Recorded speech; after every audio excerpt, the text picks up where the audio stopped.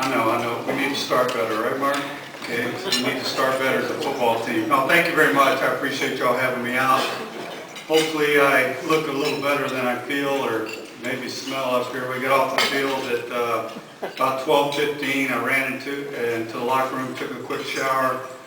Kevin Cooper, I jumped in his truck. I think it was about 200 degrees in his truck, and we ran over here, but we made it. So I appreciate y'all waiting on me and having me here today.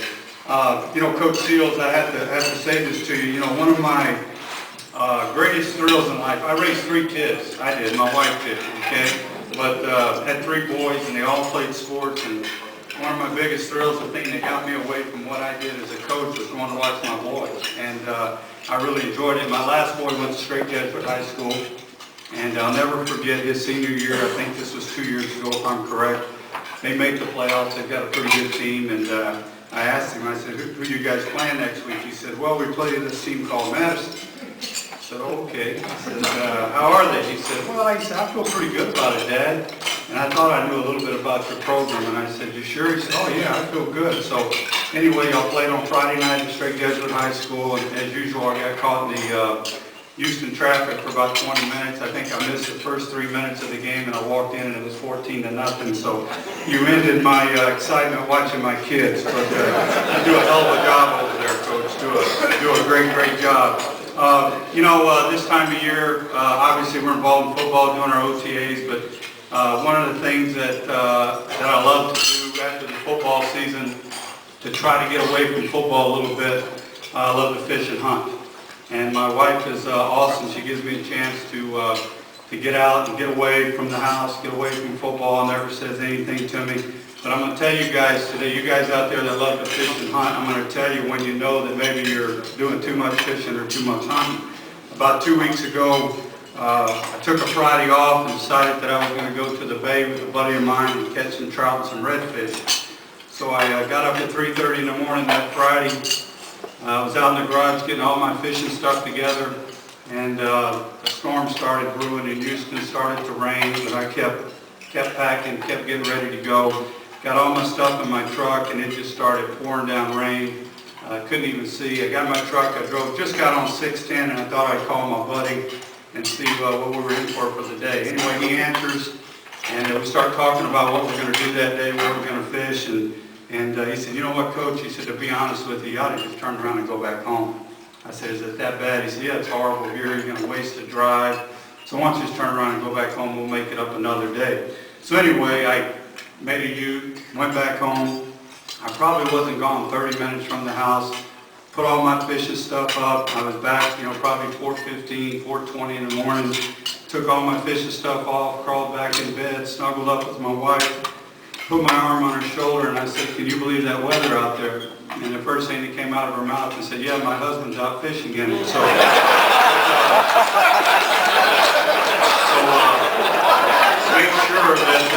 make sure you're not fishing too much or hunting too much. Any of you guys that know Rhonda, y'all tell her I said that, I'll kill you. But no, it's great to be here today. I enjoy getting out this time of year. It means it's time for football season. And, there's an old saying that you sit and wait for your ship to come in. One thing I want everybody to know, and I tell the city of Houston this, and I tell everybody associated with the Houston Texans, there's no waiting on our part. When we got started 4 years ago, we started swimming out to our ship because we needed to go get on it. And we had a great deal of work to do, a tremendous amount of work to do when we got started, but I think we're a hell of a lot closer right now to our goal as a football team than we've ever been, and we need to get on. And I'm very, very excited about the 2010 season. I'm excited about our football team. We've got tremendous challenges as we get ready to go, but I don't have any doubt that we got the right guys doing it and the right people doing it in our organization, both from an organizational standpoint, coaching standpoint, and a playing standpoint. There have been a few changes along the way this year, not many from a player standpoint. From a coaching standpoint, we had a couple of changes. Hired a new offensive coordinator, Rick Dennison. Y'all know Kyle Shanahan went with his dad to Washington, and we'll see him in week 2. But hired Rick Dennison, who's been in the league for 22 years, I think. He's from Denver. He's a an offensive line guy. He's going to be my coordinator. But I think it's important that our team gets stronger up front, more physical up front, runs the ball. I've been with him for many years, so I brought him here. The next thing that was very important is anytime you lose somebody who has a great relationship with your quarterback, you got to let your quarterback know how important you think his coach is. So what I wanted to do was hire somebody that Matt had a relationship with. I didn't want to go bring in a stranger, start over, because I know that Matt's the key to the success for this organization, this football team for a long, long time.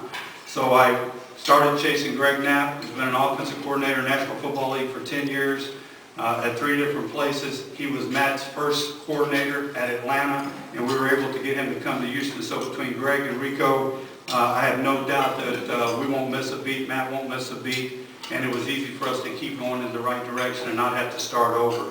The other guy that we hired that's new is our strength and conditioning coach, Cedric Smith, that we got from Kansas City. We basically changed our program to more of a free weight program, going back to power cleans and some of those things that have been a little different and been very encouraging for our players. So that's our biggest changes as we move forward.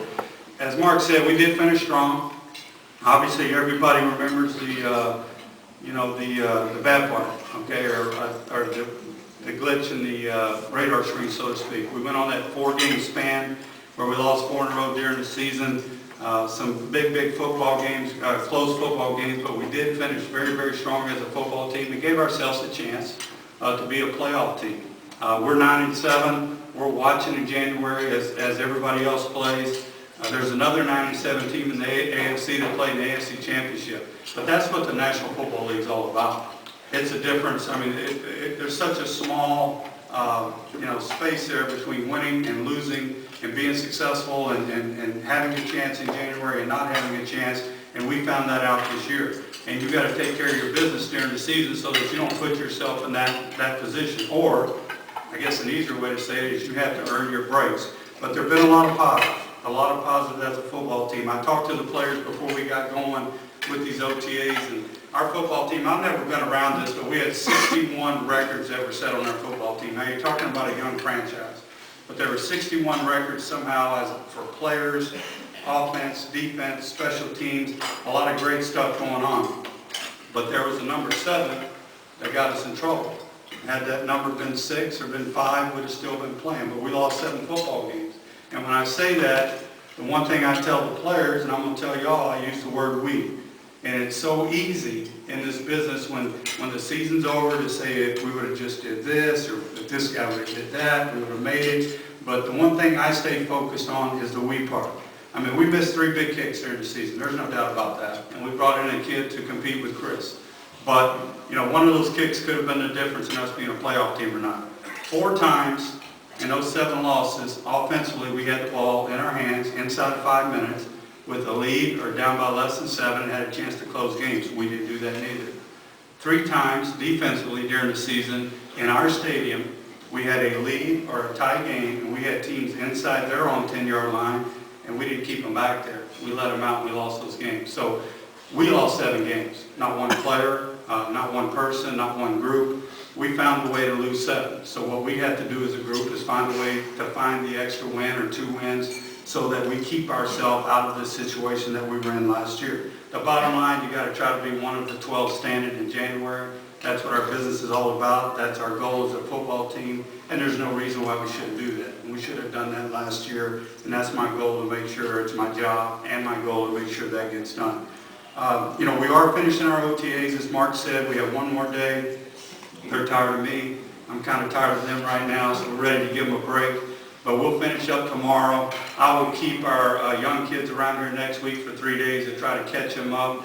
But the bottom line in pro football, what you try to do during the summer sessions is take all the guys that don't know what you're doing and catch them up to the guys that know what you're doing so that when you get to summer training camp, they're all on equal ground. The only way you get better in this business, either your existing players get better or you bring in guys to push them and move them on so that you do get better. So getting them on equal ground is what gives us a chance to get better as a football team.